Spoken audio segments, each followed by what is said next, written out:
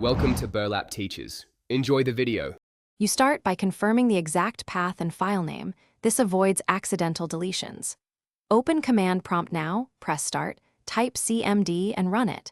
Once the window is open, use CD to change directory to the folder containing the file. This makes commands shorter and safer. If you prefer an absolute path, you can skip CD and reference the full path instead.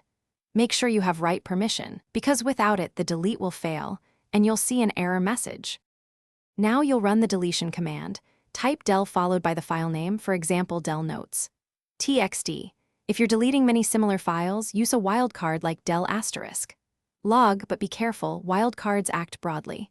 Once done, use /p to prompt before each deletion if you want confirmation. That prevents mistakes.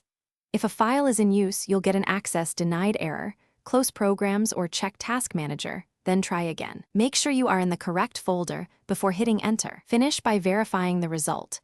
Run dir to list files or dir/a for hidden items to confirm the file is gone. If deletion fails because the file is read-only, remove that attribute first with a trib_r file name, then delete.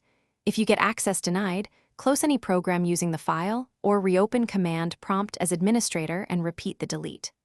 One key tip: if the file still resists removal, boot into safe mode and delete it there. That frees files locked by normal processes. Thanks for watching. Consider subscribing if this video helped you.